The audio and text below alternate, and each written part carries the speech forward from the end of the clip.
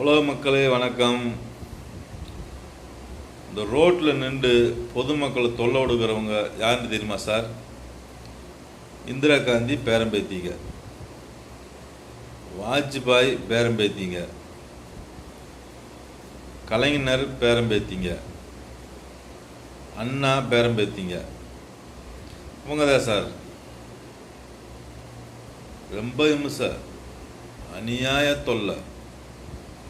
மக்கள் பூரா இந்த பூமியில் வாழ்கிறதுக்கே பிடிக்காமல் இருக்காங்க.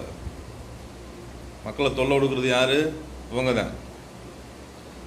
ரோட்டில் நின்றுக்கிட்டு யார் சொல்லும் கேட்குறதில்ல, போலீஸ் சொல்லும் கேட்குறதில்ல. ரொம்ப பொதுமக்களை ரொம்ப தொல்லை கொடுக்குறாங்க சார். அநியாய தொல்லை. இதெல்லாம் ரொம்ப இந்த நாட்டுக்கு தேவையில்லாதது. உங்கள் ஊரை அவங்க பேரம்பேத்தி தான். இப்போ நாட்டில் எவ்வளவோ பிரச்சனை இருக்குது, தொழில் இருக்குது. இவங்க பேரம்பேத்தி போகிறான். ஏன்டா பணம் பொதுமக்கள் வரி பணத்தில் தான் அவங்க செலவு பண்ணுறாங்களா? இவங்க உழைச்சாத்தானே அந்த டயத்துக்கு போய் தூங்க போகிறாங்க, வேலையை தேடி போகிறாங்க. இவங்களுக்கு ஏதோ ஒரு வழியில் பணம் வந்துடுது.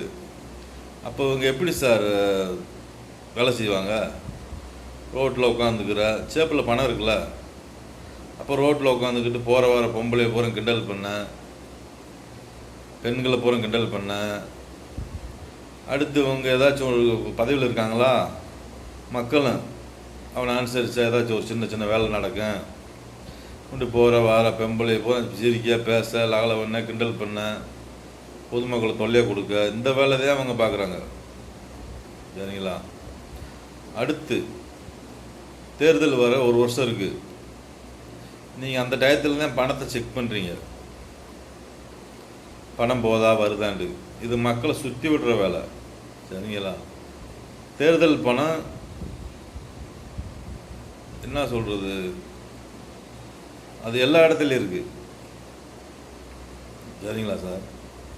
பொதுவான இடத்துல இருக்குது சார் பணம். தேர்தலுக்கு பணம் இங்கிருந்தே வரல, அது எல்லா இடத்துலையும் இப்போயே கொடுத்து வச்சுருக்காங்க. இந்த பொங்கலுக்கு பணத்தை லாக் பண்ணது மாதிரி இந்த பணத்தை லாக் பண்ணணும், தேடி கண்டுபிடிச்சி இதுக்கப்புறம் பிடிங்க. சரிங்களா சார்?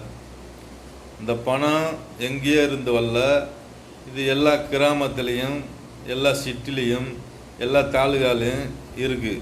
அது எங்கே இருக்குன்னு நீங்கள் தான் தேடி கண்டுபிடிக்கணும்.